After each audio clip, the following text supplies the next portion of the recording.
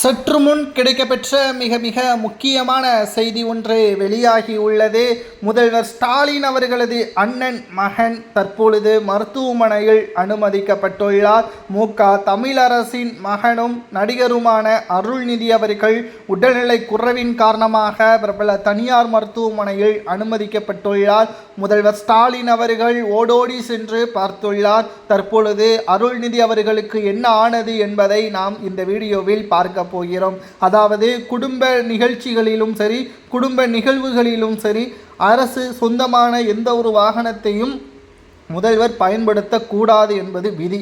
ஆனால் ஸ்டாலின் அவர்களோ தனிப்பட்ட ஒரு வாழ்வியலை நோக்கி செல்லும் பொழுது அதை மக்களின் வரிப்பணத்தில் செலவிடுவது சரியா என்ற ஒரு கேள்வியும் சமூக வலைதளங்களில் முன்வைக்கப்பட்டு வருகிறது. முன்னாள் முதல்வராக இருந்த காமராஜர் அவர்கள் தனது சொந்த பயன்பாட்டிற்காக அரசு வாகனத்தை பயன்படுத்தியது கிடையாது என்ற வரலாறும் உண்டு. ஆனால் இப்பொழுது ஸ்டாலின் அவர்களது அண்ணன் மகன் அருள்நிதி அவர்கள் உடல்நிலை குறைவின் காரணமாக பிரபல தனியார் மருத்துவமனையில் அனுமதிக்கப்பட்டுள்ளார். அவருக்கு வலியின் காரணமாக அறுவை சிகிச்சை செய்ய உள்ளதாகவும் இதனால் அவர் 3 நாட்கள் மருத்துவமனையில் அனுமதிக்கப்படுவதாகவும் தற்பொழுது தகவல்கள் கிடைக்கப்பெற்றுள்ளது. முதல்வர் ஸ்டாலின் அவர்கள் மருத்துவமனைக்கு செல்வதாக அறிவிக்கப்பட்டிருந்த நிலையில் மருத்துவமனையில் போலீஸ் பாதுகாப்பும் குவிக்கப்பட்டது.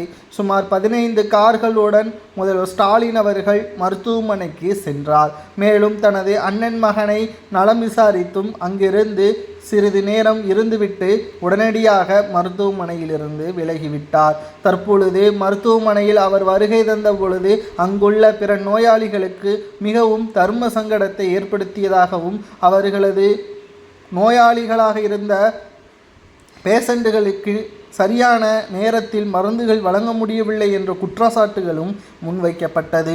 தற்பொழுது முதல்வர் ஸ்டாலின் அவர்கள் தனியார் நிகழ்ச்சிகளுக்கோ அல்லது சொந்த பயன்பாட்டிற்கோ செல்லும் பொழுது அரசு தொடர்பான எந்த ஒரு வசதியையோ பெறக்கூடாது. முதல்வர் ஸ்டாலின் அவர்களுக்கு கொடுக்கின்ற பாதுகாப்பை கொடுத்துதான் ஆகணும்.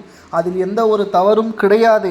ஆனால் அரசு செலவிடக்கூடிய மக்களின் வரி பணத்தை தவறான முறையில் பயன்படுத்துவது தான் குற்றச்சாட்டு என்ற எதிர்க்கட்சியினர்கள் வாதம் சரியா தவறா என்பதை மக்களாகிய உங்களது கருத்துக்களை கமெண்ட் வாயிலாக கூறுங்கள்.